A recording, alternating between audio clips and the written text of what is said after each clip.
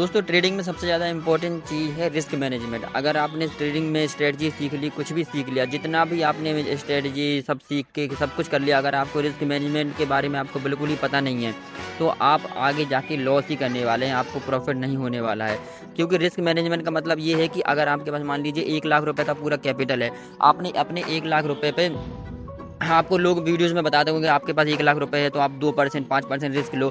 तो अगर आप मान लीजिए अगर अपने पूरे कैपिटल पर 2% 5% रिस्क लेते हैं तो हाँ, तो आपका जल्दी कैपिटल ख़त्म हो जाएगा धीरे धीरे। अगर आपने मान लीजिए 10-20 ट्रेड में लॉस कर दिया तो आपका 5% के हिसाब से आपका 50,000 रुपया आपका चला जाएगा पूरा।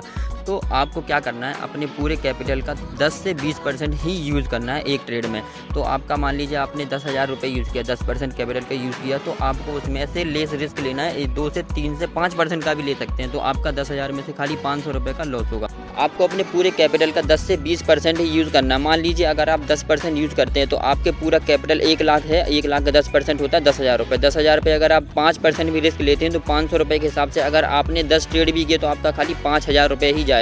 तो ऐसे आप ट्रेड करिए जिससे आपका पूरा कैपिटल भी सेफ रहेगा। मान लीजिए आपका पूरा 10,000 रुपये अगर लॉस हो जाता है तो आपके पास 90,000 रुपये सेफ रहेंगे। तो मान लीजिए अगर आपसे कोई भी गलती होती है तो आपका पूरा 10,000 ही जाएगा, वो जो कि आपने अपने कैपिटल का 10% यूज़ किया था। तो आपका माइंडसेट ख़राब नहीं होगा, आपका इमोशन ख़राब नहीं होगा, आप अच्छे डिसीजन ले पाएंगे। तो ऐसी और इन्फॉर्मेटिव वीडियोज़ देखने के लिए सब्सक्राइब करें।